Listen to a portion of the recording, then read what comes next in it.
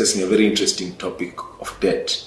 We are all in debt, even the country is in debt. Somebody once said that if your debts are in thousands, you're struggling. If your debts are in millions, you're a millionaire. If your debts are in billions, then you're a government. Even the government finds itself in debt. But as a man, how do we handle debt? I know it's a very sensitive topic, and today I'm hosting a reverend and an accountant. I'll allow him to introduce himself so that we discuss man and debt. Welcome. Thank you very much, Pastor Peter. It's a great honor to be hosted by you this wonderful evening. Thank God for this far, and I'm grateful. My name's Reverend Paul Osaka, and that is my spiritual name.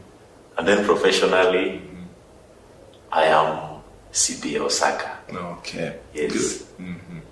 That is who I am professionally and spiritually. Okay. And now, matrimonially, I am married with one beautiful wife. Yes. The Lord has been faithful to us. He has blessed us with 3 wonderful children. Wow. 2 boys and 1 girl. Amen. We thank God. Amen. And I am serving under apostolic covering of our able bishop, Bishop Margaret Manjiro. Okay. I thank God for that. Amen. And God is faithful. Amen. Amen. Now, Reverend Osaka. Yes.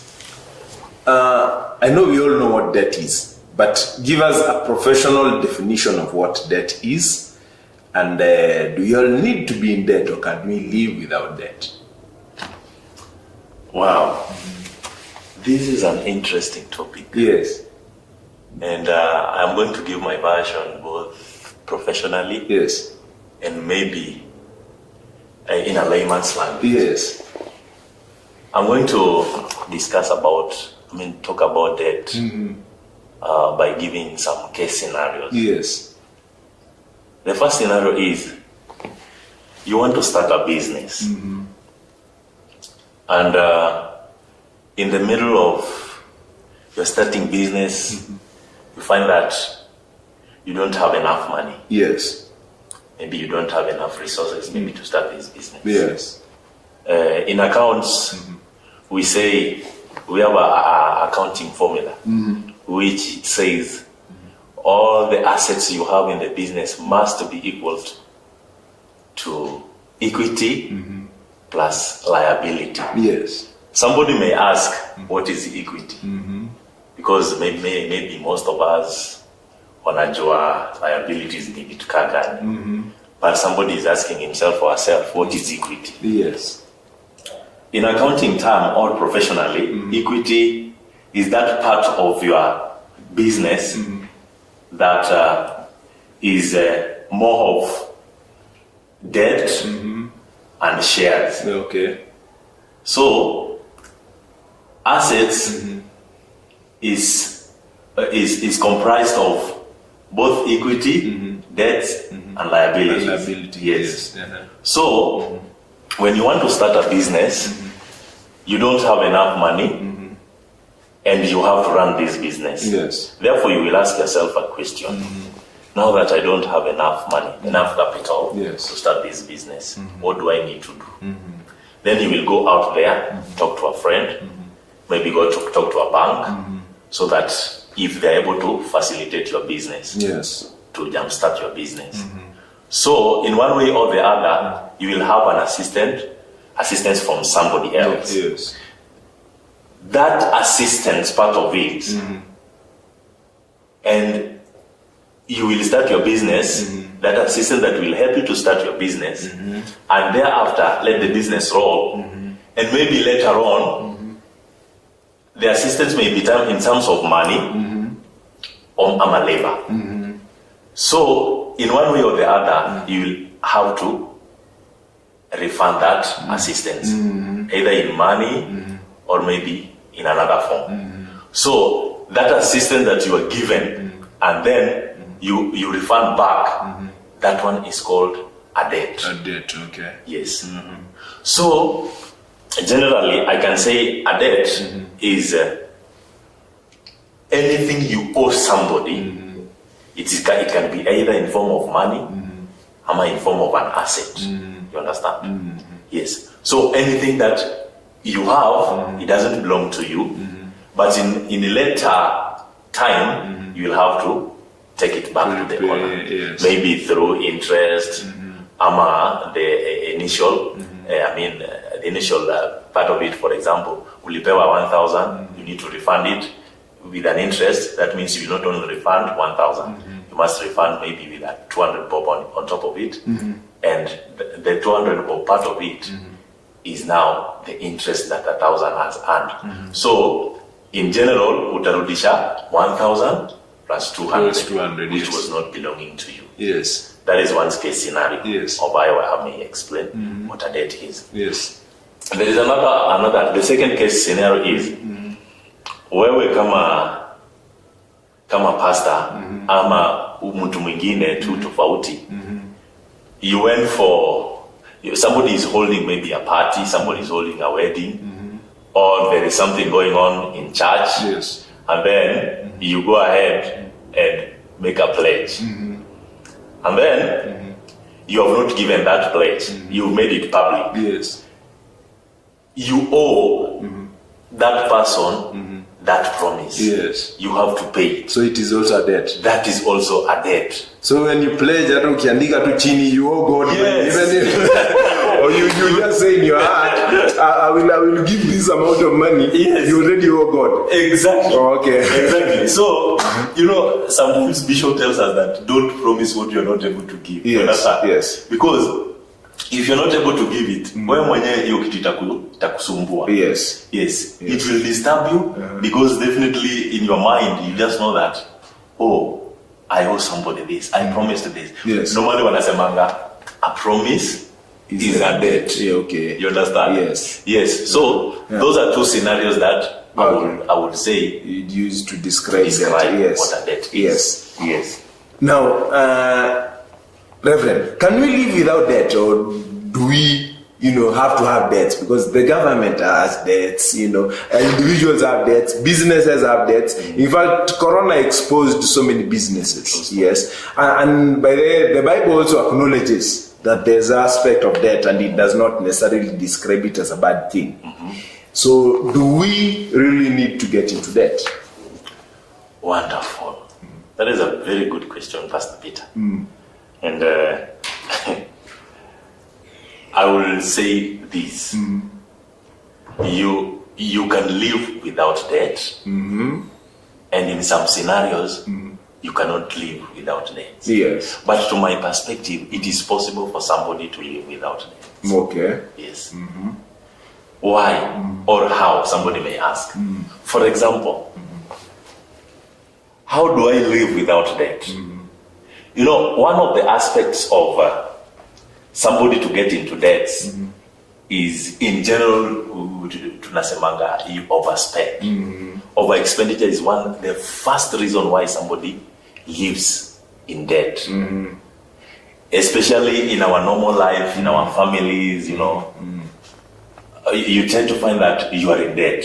Why? Because you are overspending. You're living beyond your means. You're living beyond your means. And somebody will tell you that the reason as to why I am overspending is that maybe we were two the other year, now we have increased in number in our families.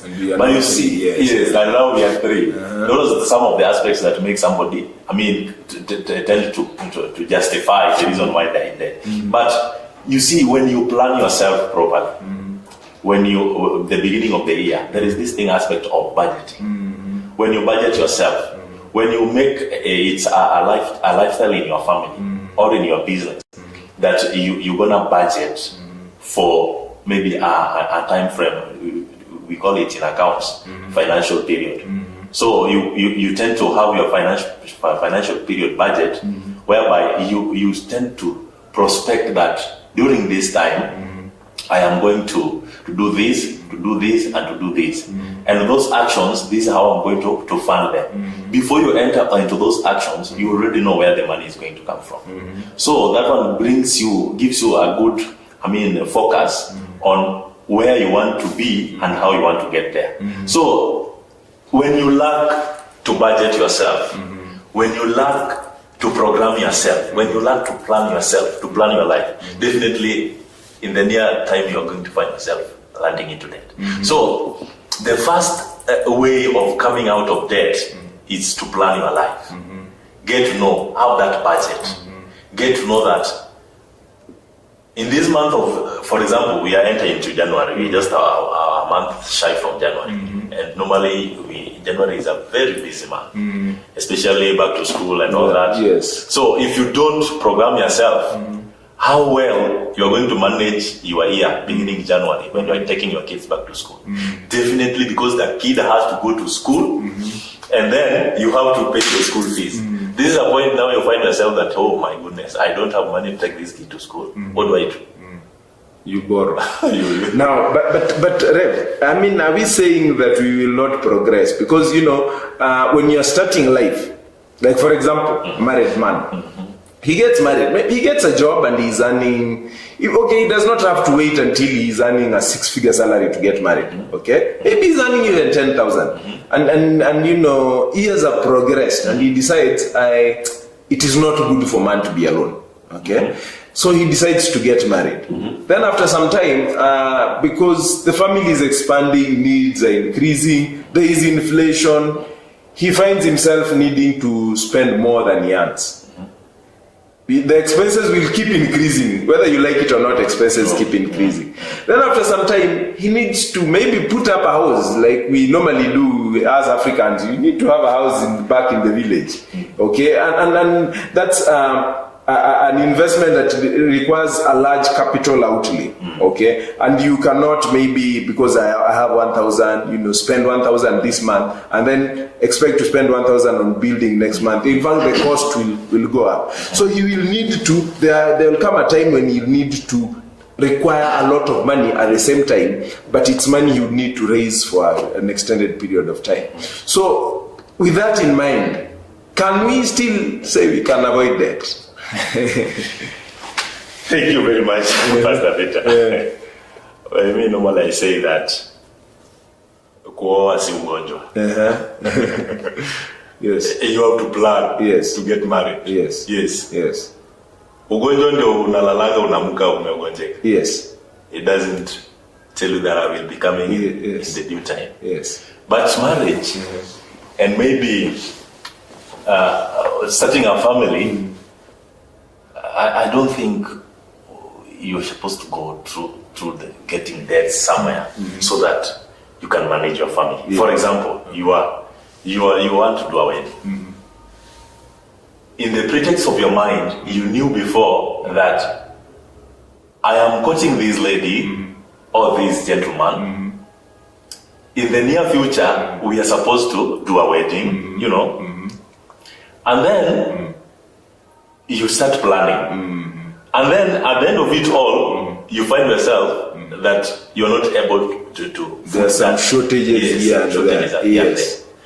To me, somebody starting a family and maybe through that, you're not supposed to be doing it through debt. Yes. Because this is something that you can easily budget for and plan for. Yes. If you did not see, you did not, meet that budget that you pre-planned, then definitely you downsize the budget so that it fits what you have. So that by the time you're starting a family, you start it debt-free. For example, you just mentioned about building a home back there at Charles. Si kitu yenye inakuja kwa mind alafu nasema tomorrow I'm going to do this. No, you must plan for it. You must make the materials available. You must look for the fundis.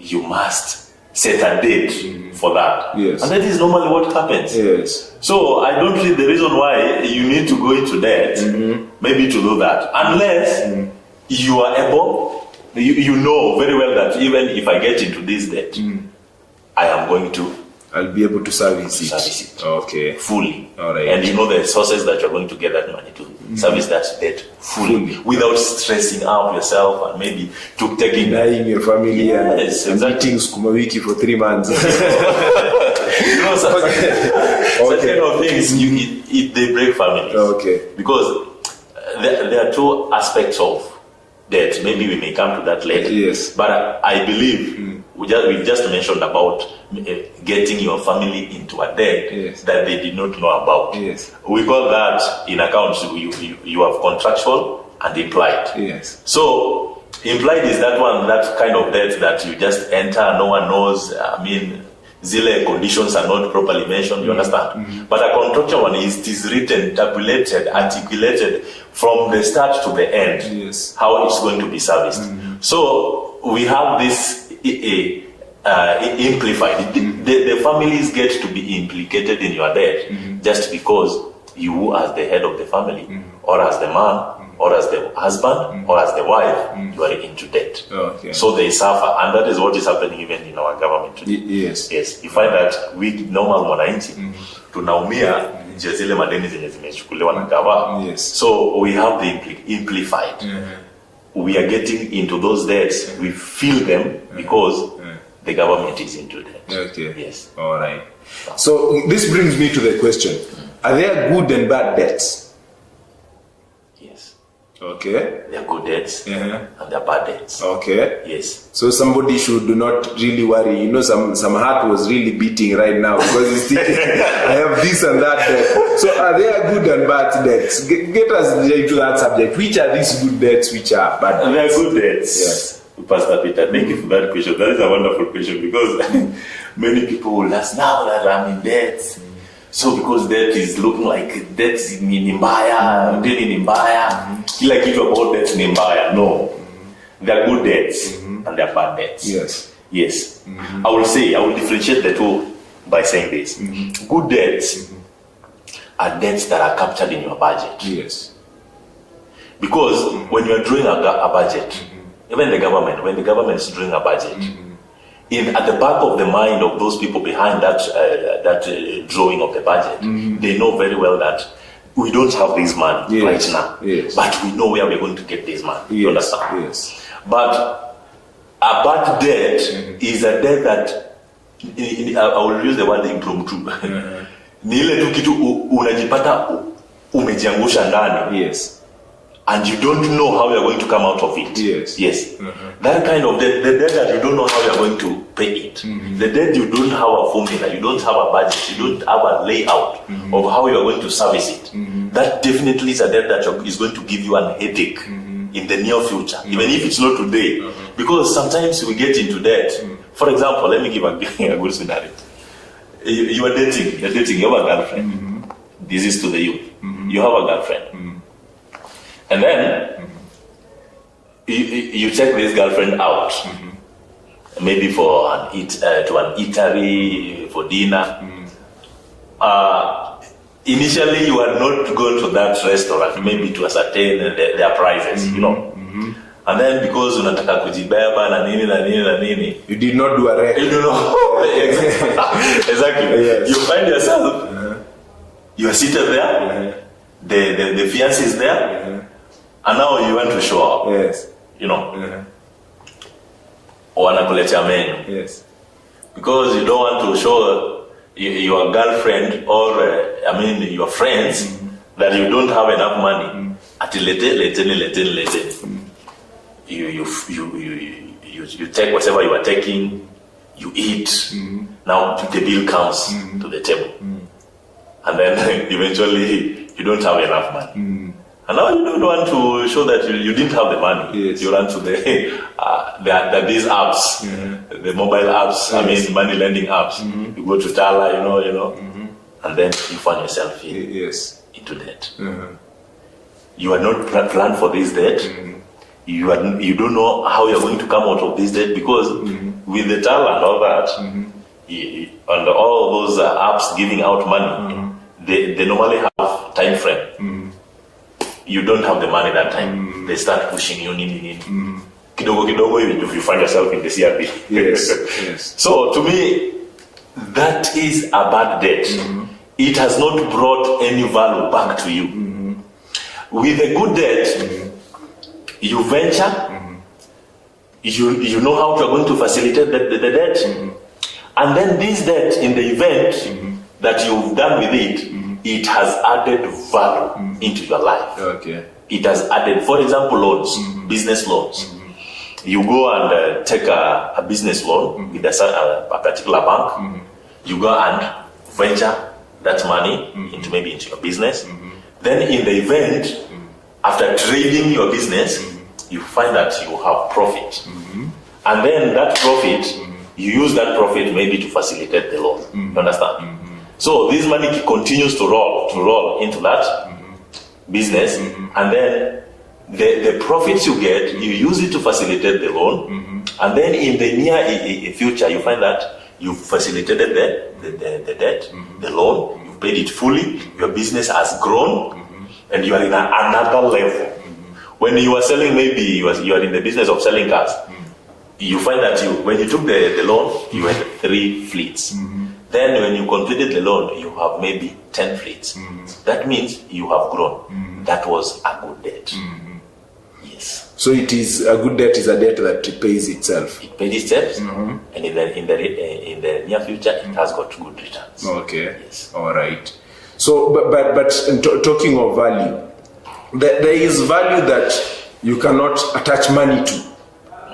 For example, you had an ailing relative. And well, maybe yes, as much as you might plan, there are situations, an ailing relative, and such a large amount of money is required for the given treatment. You know, at that time, you do not sit to start thinking, where am I going to get this money from? You still think your first thought is, how do we get this person well? You know, that time, even if you are an accountant, you put off the accountant's hat, and you're thinking, my kinsman, my relative has to get well at all costs. What would you say about that kind of debt? You see, there are reasons as to why people get into debt. Yes. And if I may list maybe a few of them, one of the reasons is overspending, as I mentioned before. Another one is hostel bills.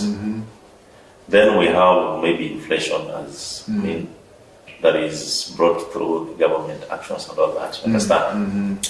So in a scenario whereby you have an ailing, maybe mother, wife, child, you will not sit down and wait for the money to come so that you, as I mentioned before, money, disease or sickness, they don't know when they come. They will find you off it, and you have to find a way in which you can foot the bills, the hospital bills. Yes. Me, the best way of doing it, I will not go for the debt first. I will explore other ways. For example, you may call your relatives, maybe organize for something like an harambe. So through that, you will be able to foot that bill through the help of the friends, families, and maybe harambe, sort of. But my mind will not run into getting a debt or getting a loan. For what? To foot an hospital bill. Because in the event of doing that, itakuwa na deni ambao itakusumbua kulipa kwa sababu you did not plan for it. Yes. So the best way out through hostel bills is not going to the bank, maybe to secure a loan. You just call friends, just call for an harambe, a fundraiser, and then you raise the money. And it has happened in our society.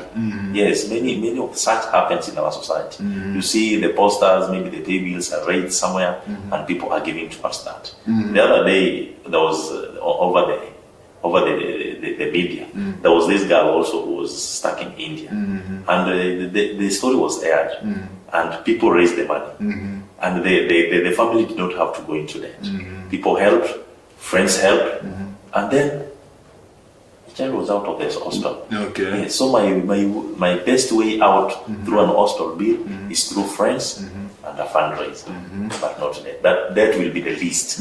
Yes. Okay. Sure. Wow, this is getting interesting. So we are saying your first option should not be debt. Yes. And I know this disturbs men because a man he's known to be a man of means, and then now he gets into problem and people are asking, hey, na huyo na vile tunaonanga iko na gari nzuri anaitisha harambee ya such a small amount of money. We'll take a break. This is getting interesting. We will take a break, but when we come back, we will discuss how to manage debts. Don't go anywhere.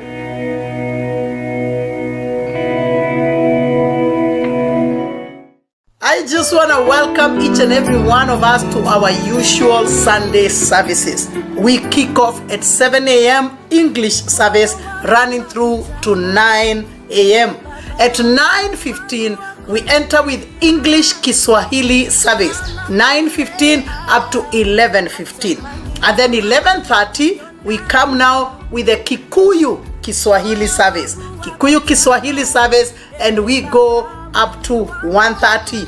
Then we give room to the youth to have their glorious service, which starts at 1:45 up to 3:45. Every Wednesday, never forget, we have a deliverance service, 5:30 running through to 7:30. For 2 hours, come for a glorious worship, a tremendous time of word and ministry, casting out devils, healing the sick, delivering God's people. 5:30 to 7:30 every Wednesday. You are most welcome. Let's meet in the house of the Lord. Bless you. See you in Gia.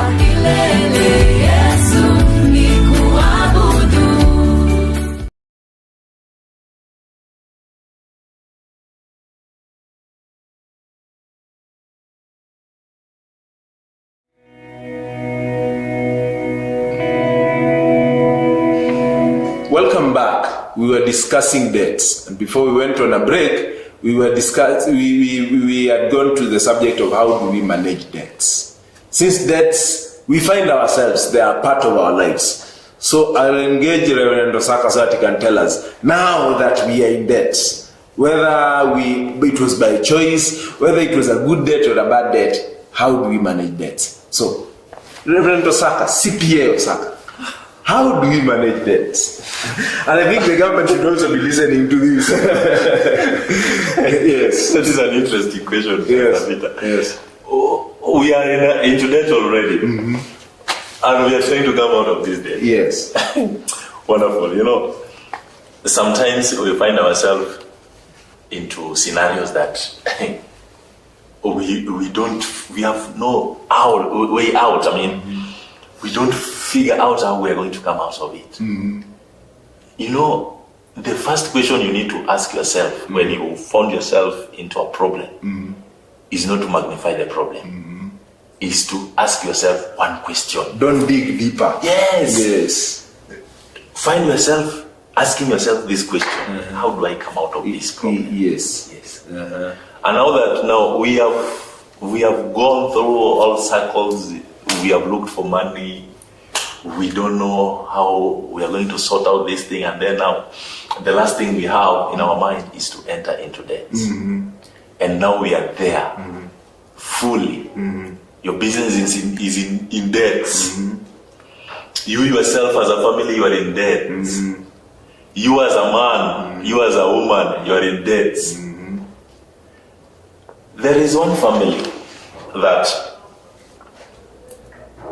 the husband secured a loan using the title deed for the home they were living in. Yes.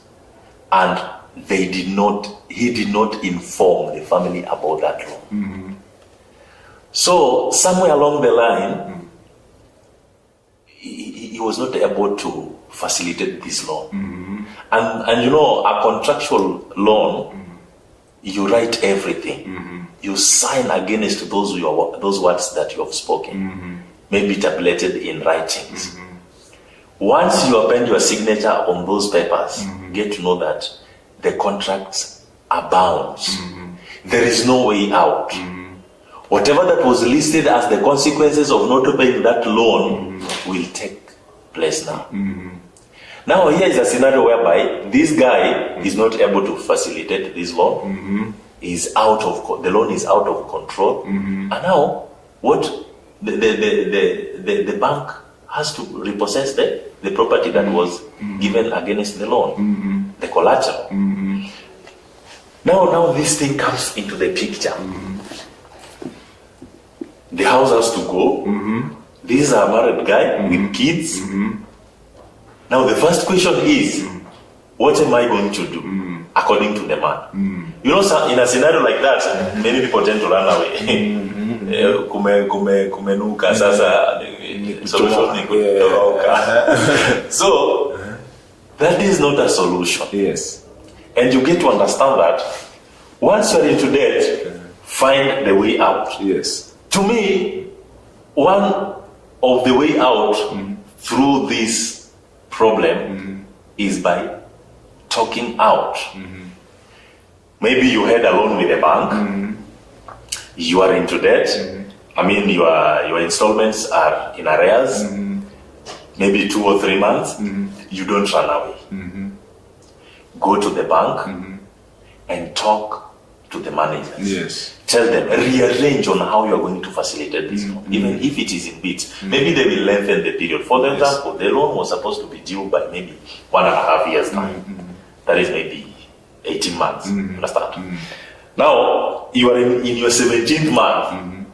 The loan is maybe so far too big to be clear. What do? Do you run away? No. You go to the bank, or you go to the facilitator and tell them, this is my position. This happened, I expected this to happen. Please, can we schedule this? That is one method of, coming out of that pressure of having a debt. Yes. Another one is, you have the debt. Maybe you have a debt with 2 or 3, institutions. Yes. Maybe kuna deni ya mtu mwingine pia uko na deni yake. For example, you have a loan with the KCB, maybe with Equity and all that, different banks, and you don't know how to facilitate these loans at once. The best thing is know the sources of your income. One, know the sources of your income, and know how much you expect at the end of the day. Once you know that, then arrange for yourself. I had a loan of 1,000 there. I had another loan of 2,000 there, and my money is like maybe my income is 1,500. How do I facilitate this one and I leave the rest? I live on the rest. Then you have to program yourself that when the month ends, I'm going to take 200 to that bank, and you be consistent. You be consistent. Try to be consistent enough that there is no way you are going to interchange the program.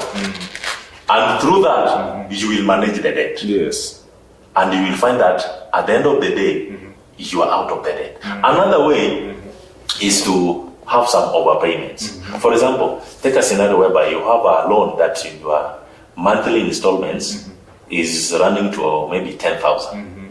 And through that, you are supposed to run it through maybe a period of 1 year. And now, you do other businesses, and somewhere along the line, you have some match money. You are supposed to pay 10,000, but now you have surplus. What do? You do an overpayment. Yes. If you're supposed to pay 10,000, pay 15,000, pay 20,000. Then through that, you will find that the timeline for repayment, the repayment period is shortened. Yes. And then you clear the debt. Maybe and your credit rating also improves. Exactly. Yes. So those are some of the ways of managing your debt. Yes. You can manage the debt. Yes. Once you have the proper planning. Yes. And you have a proper budget, how to manage your debt. Yes. Okay. Now, I'll engage you further. Do we have different types of debts, or all debts the same? Zote tu if the bank calls mtu ya tala, mtu ya every money, what do we call the money application apps? Money apps, yes. Money lending apps. Or do you block all of them so that utaki wakusumbue za leo na kula pole pole? But do you have types of debts? Yes. Yes, thank you for that question. That is a very important question. So that maybe when somebody is opting to go out for a debt or for a loan, they know what they are going for. You know. Yes, there are different types of debt. Maybe I will mention maybe a few, like 4. So number 1 on the list, there is a type of debt called a secured debt. Oh, yes. Yes. A secured debt, just by the name secure, there is a security put against that. Attached again, yes. Debt. For example, you're buying a car through bank finance. Yes. You know, utakuwa na gari na kuna another copy of that car which is called a logbook. Yes. Yes. Those two things must go together. Yes. When you have a car and you don't have a logbook, that car primarily is not yours. Yes. So those two has to go together. The bank gives you the money to facilitate you owning a car. Now you go to the dealers, you get the car, and then the bank owns part of the car. Yes. The bank takes the logbook. Yes. And then you are given the car. The car. Yes. This car is not fully yours. Yes. The part of it is not with you. Yes. So, in a scenario like that, why is the bank holding the logbook? The bank is holding the logbook because they have partly ownership to that car. So, the logbook becomes the collateral. Yes. So, we say in our profession that bit in which is attached to the creditor, the creditor holds, it's called a collateral.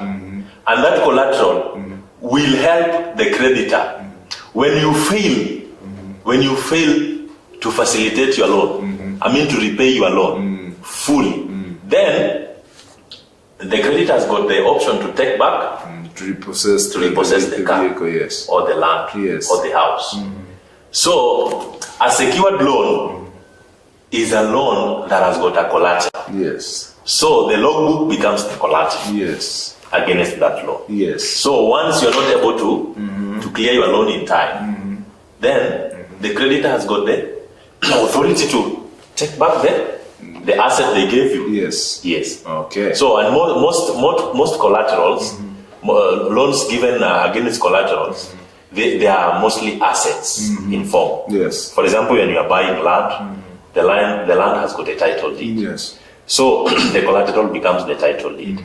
And the cars, the logbook becomes the title, the collateral. Yes. And the house, the title deed to the house becomes the collateral. That is loan, the type number 1. Then type number 2, we have unsecured loans, just the opposite of the other. Yes. This is where we find the implied contract. Yes. Whereby I come to you as Pastor Peter, Yes. talk to you, I tell you, Pasi, save me with maybe 2,000, I'll refund you maybe in 2 weeks' time. Yes. This becomes a loan. The contract is not drawn. Yes. There is nowhere we have signed. And there is nowhere I've given anything out against whatever the money you have given. Yes. Now that one becomes unsecured loan.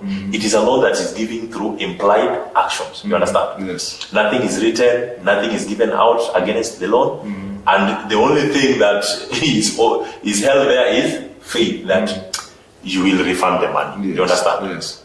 So most of credit cards, some of us hold credit cards. You go to the bank, to the supermarket. You buy things. You don't give any money. You just slot in your cards and then you have your goods. That one is unsecured loan. Yes. Yes. Then we have revolving loans. Yes. What are revolving loans?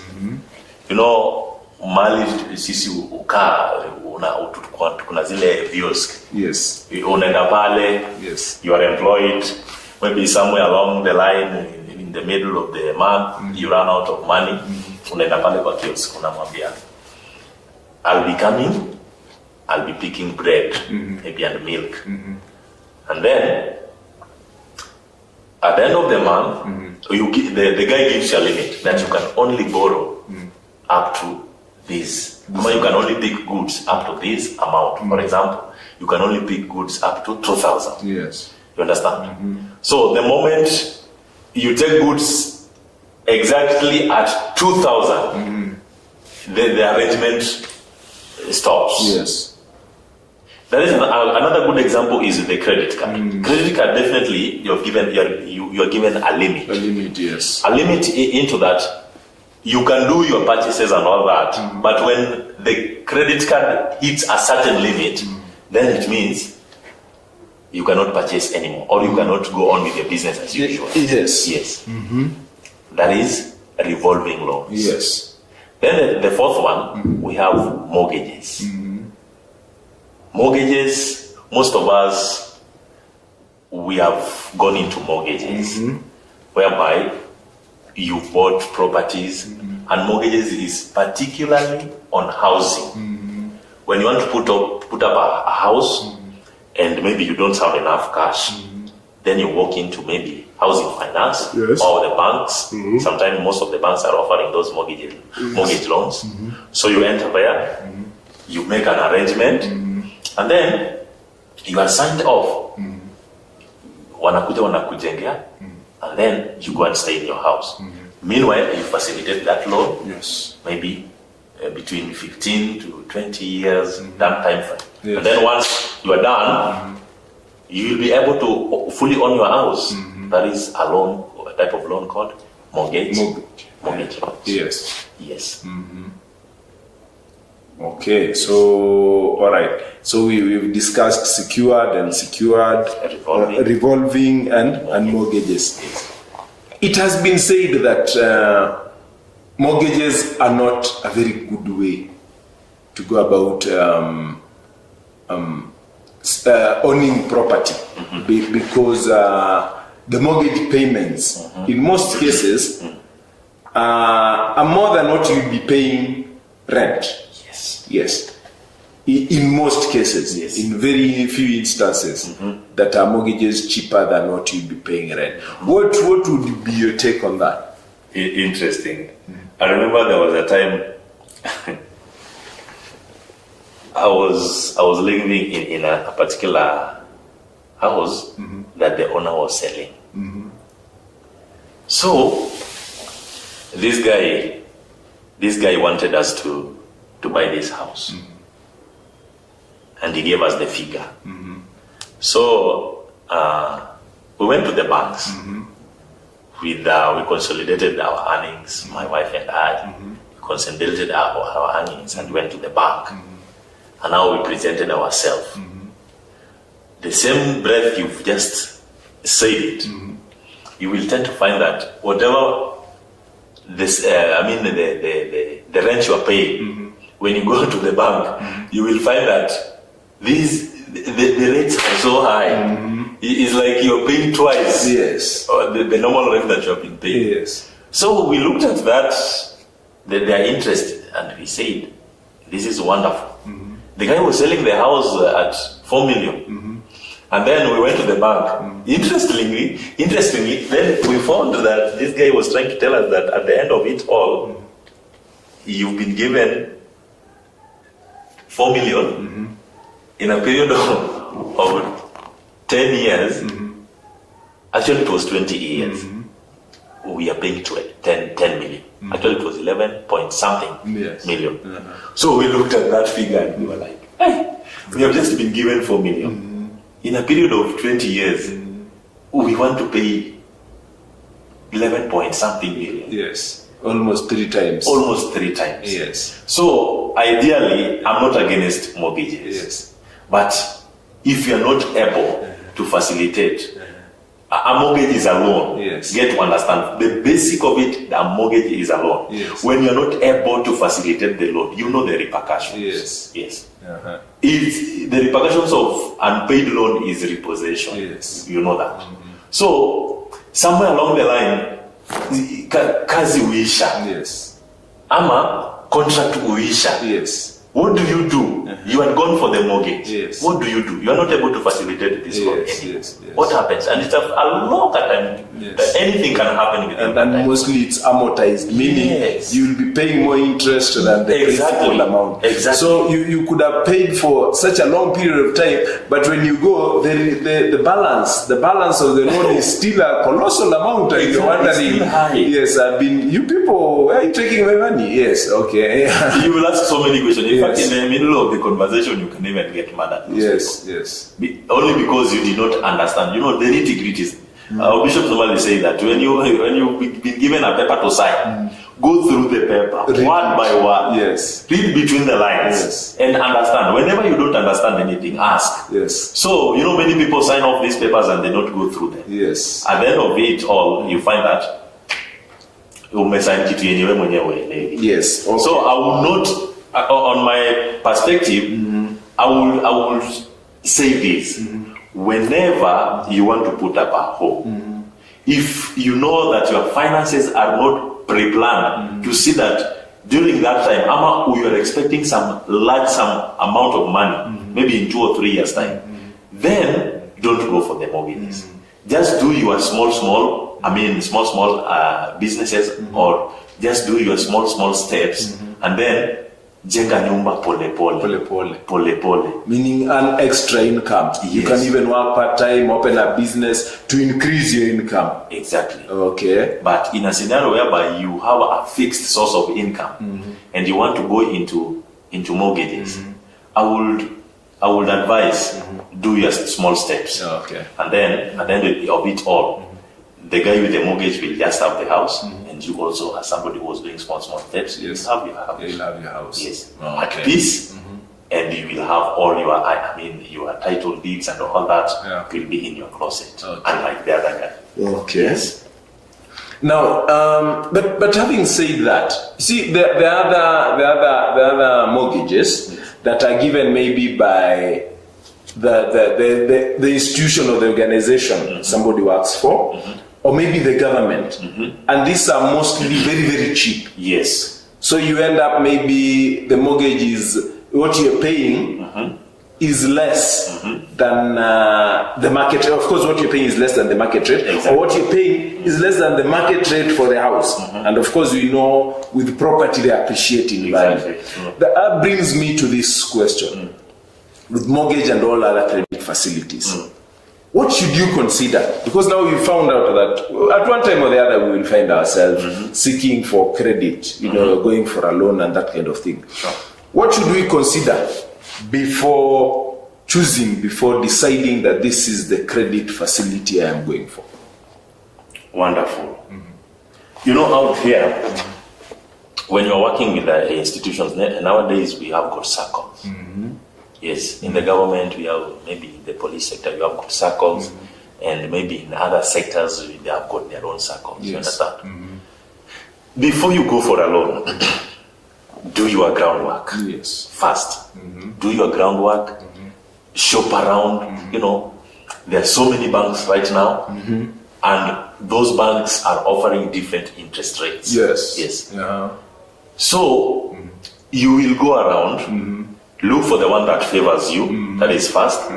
You are doing that through an important aspect of interest. Yes. The interest against that loan. So when you have that knowledge, it will help you to choose either between, if it is the other bank or the circles, you will go for the one that favors you. But to me, I would prefer that when you are going out for a loan, maybe do a circle loan. Yes. Circle loans are a bit of friendly loans as compared to, I'm not spoiling for the banks anyway, but it's the reality. Circles, in your circle, they know you. They know you as Peter, and they know your income. They know who you're working for, and they know when you get paid. Yes. So it's like they have all your details in there. True details. Unajua kwa bank unaweza sema I work with a particular institution. Maybe they will find a proof of maybe a slip or all that. But tomorrow umetoka. You've left the institution. But the loan is still there. So the best way, according to me, I have found it most favorable that if you are able, take a loan with a circle. Yes. Circles does so perfect work, and then they give you, favorable interest rate. So the first thing you have to do, just shop around. Look, just be detailed enough. Due diligence. Due diligence, Yes. exactly. Do your due diligence, get the information, compare the information, then you make the right decision. Yes. And thereafter, after making the right decision, then you can go and do what you wanted to do. Yes. Yes. Uh-huh. Yeah. Okay. Good. Now, Reverend Osak, our time is up. I wish we could go on with this discussion, but our time is up. As a parting shot, I want you to speak to that man at home. Yeah. What would you tell that man? What would you tell him? Be it that he's already in debt or that he's thinking of getting into debt. What advice, what professional advice would you give that man at home? Thank you very much. This is what I want to tell our viewers.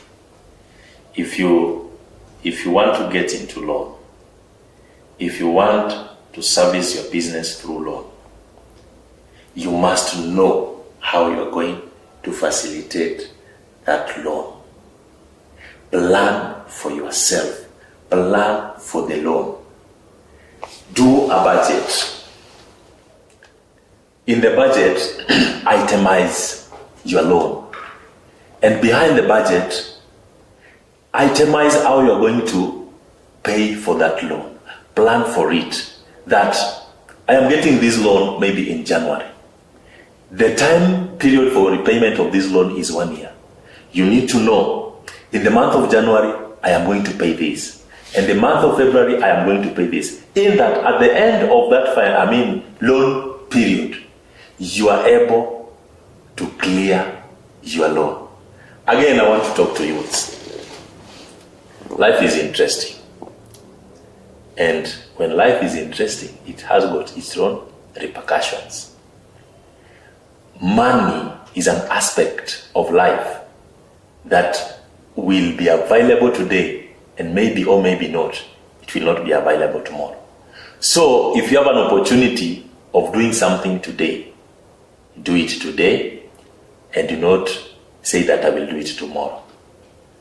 Thank you very much, viewers, and God bless you. Viewers, you've heard it from the professional. This series continues. The Man and Money series continues.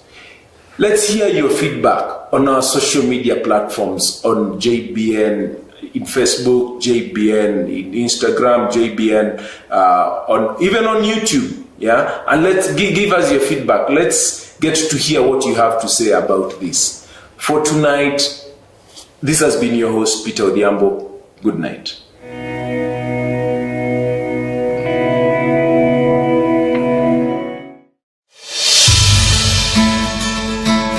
JBN, the glory is here.